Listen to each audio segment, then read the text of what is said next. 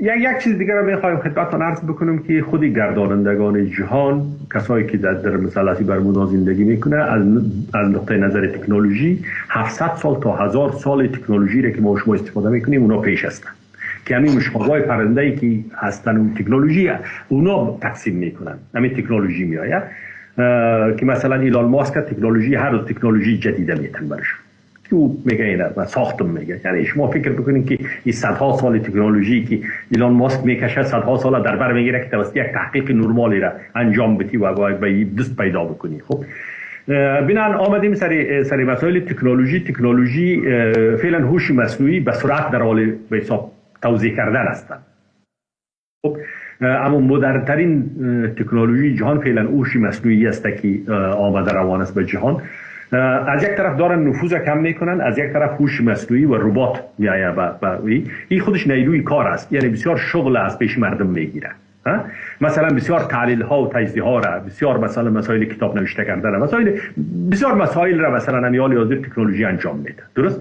در مسائل تبابت بسیار مسائل تبابت را انجام میده، مسائلی که حال به حساب تکنیکی که برآمده کشاورزی را بسیار زیاد، مثلا سابق اگر 100 تا دهقان کار میکرد حالا یک تا کشاورز کافی است که پیش کامپیوتر بشینه تمامش اداره بکنه یا دوتا، یا مثلا تولید یا صنایع توسط از اینا صورت میگیره. حتی در عرصه خدمات آمدن که رستورانداری باشه و آشپزی باشه و دیگه باشه و امورات منزل و خانه و دیگه کار انجام میدن. تکنولوژی واقعا سال 2025 و 26 جهان را متحول خواهد کرد، دیگه هم متحول خواهد کرد. احتمال از این میره که حالا من یک آن چیزی که میگم دوستا باز مورد انتقاد مرا قرار میتن، یک تعدادی که شاید مرا درک کردن ندارن. ببینین همین سیگنال ها و همین ارتباطات وجود داشته قبلا هم. درست؟ پیغام ها صادر میشه.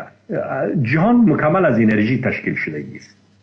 به هر صورتش اینه، هر چیزی را ما از نظر فلسفی اگر بحثی فلسفی بکنیم، هر چیزی را میشه به انرژی تبدیل کرد، هر ماده ای را میشه به انرژی شما تبدیل بکنید. خب یعنی پس جهان از انرژی ساخته شده، یعنی همه از انرژی است. بنان احتمال از این را میتونیم که حتی بدون وسایل خواهد کشیدن یا همین چیپایی را که در میگن تراشهایی که در مغز انسان ها جابجا میکنه، بدون داشتن تلفن شما در هندوستان من در اینجاستم با هم صحبت کنیم، گپ بزنیم. یعنی به این گپ میرسن.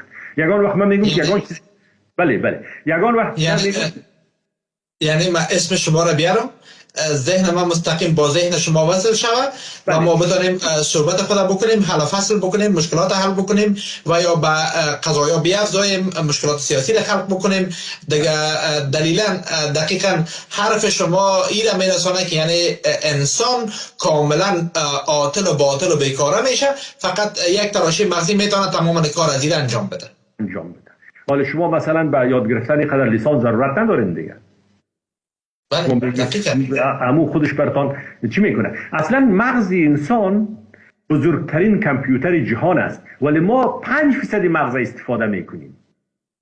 قادر به این نیستیم که ما مغز خود استفاده بکنیم. بله جنوس بین که فرصت کم است، من چند سوال دیگر یادم آمد که باید از شما بپرسم. که شما در جایی گفتین که قدرت‌های بزرگ در دنیا تنها 5% ابحار دنیا را کشف کردن و میدانن 95% بحرهای دنیا یا ابحار دنیا که تقریبا 3% زمین آب و 1% خشکی تشکیل میده، این 95% در خودش چه چیزایی را جای داده؟ این من نگفتم، من گفتم که 5% بحرها را انسان ها هنوز تحقیق کردن و مطالعه کردن. چرا در کنگره آمریکا اونجا که آمده بود دانشمندا را خواسته بود، اونا گفتن. من از زبان دانشمندایی که دست اول جهان که در کنگره آمدن شهادت میدادن از در کنگره آمریکا، من از زبانی از اونا میگم، از زبان کنگرسمنای آمریکا میگم این گپ را. متوجه هستین؟ نه از پیش خود، یعنی چیزی که اونا گفتن. یعنی 5% ابحار مثلا اینا کشف کردن. سوال اینجاست، شما میگوین که ما رفتیم در قمر، ما رفتیم در مهتاب، ما رفتیم در مریخ، ما رفتیم در فلان جای. چرا دروغ میگوین که شما 95% بحر پیش روی تا زیر پایتان مانده، شما هنوز جستجو نکردین، بلد نیستین؟